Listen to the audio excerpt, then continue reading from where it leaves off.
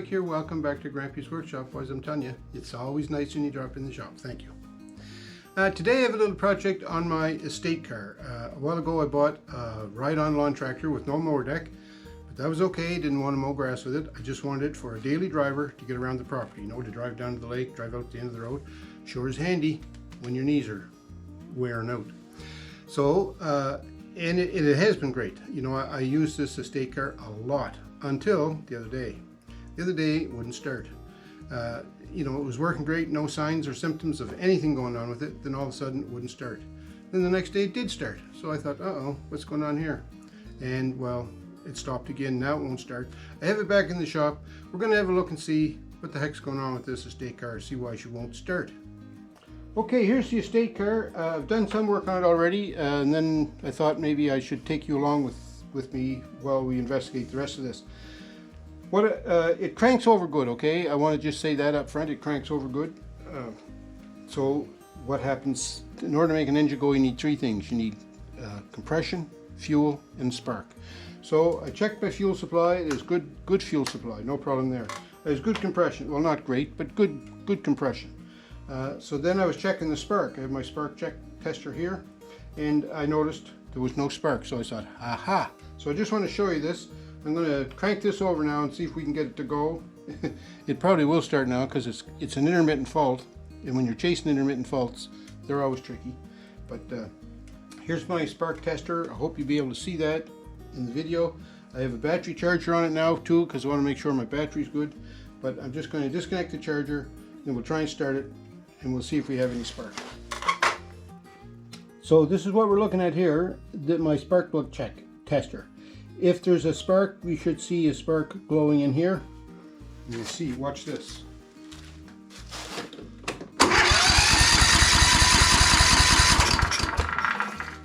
No spark, eh?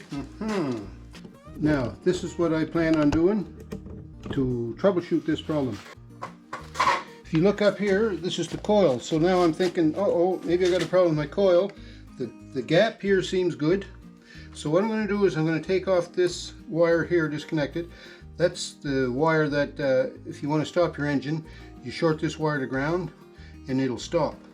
See if there's a spark, see if it'll start.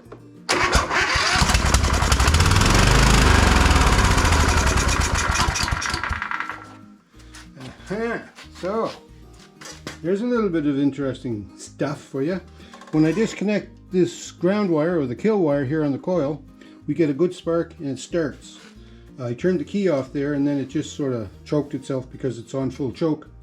It choked itself and shut itself off because normally you ground this wire in order to stop the engine. So that's telling me that this wire has an abnormal ground in it. So we're going to chase this wire back, see if we can find that ground. And I think if we can find the ground in that wire, we may have found our problem. It's an intermittent fault, so it can come and go. So as I'm chasing this wire, I'm not just going to check with my meter because, you know, moving wires around here and there, you could make that intermittent fault go away. I'm going to actually strip everything back as well as I can at least and look for, you know, bare wires, things like that. Okay, so this is the wire we're chasing. It looks like it's a white wire. It always has been a white wire, and that goes down into this little wire loom with a red wire, and coming out the other end of it, I see, although they're all faded, but if you look under that insulation, that darker one is red, and this one is the white wire, and that goes into this plug. So let's see if we can get this plug apart.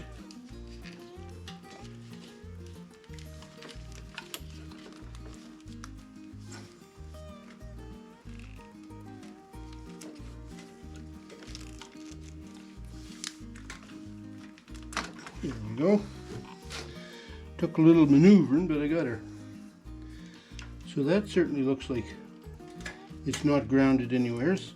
And if you look in here, it goes in the second one at the top is the one it plugs into, and that turns into a yellow wire on the other side of it. Now just make sure that that's correct. Okay. So yeah, on this one there's 6 connectors on it, so it's the middle connector, but it's the round one. And that round one is, if you look on the back side, a yellow wire, and the yellow wire goes back into this harness and it goes down into Never Never Land there. Oh, yeah. Okay, well, I'm gonna start digging in here and see what I can find. So I've been picking away at this, trying to figure out where this kill wire here could be grounded. And you know what? I haven't found a thing. Everything looks great. I've taken the gas tank off so I can get access to the wiring harness in here. Traced the wire back to the ignition switch. It all looks good. There's no chafe wires, no nothing on it. I did take this plug apart here. You saw me take this apart earlier. I cleaned all this with contact cleaner and then I put dielectric grease on it. I don't know that that should make any difference, but anyway, that was a good thing to do. But look what happens now.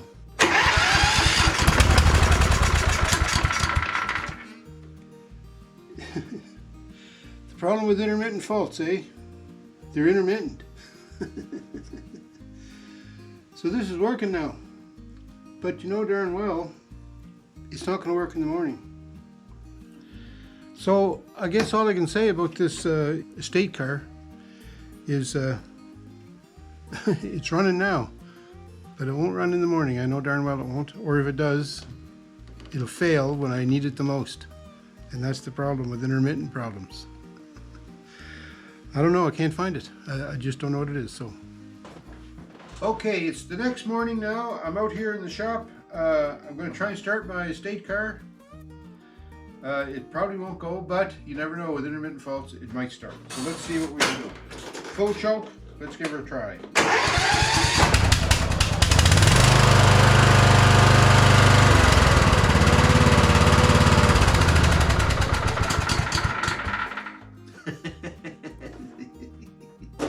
Hey, I fixed it.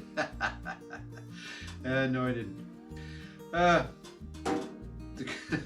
Intermittent faults, eh? What are you going to do?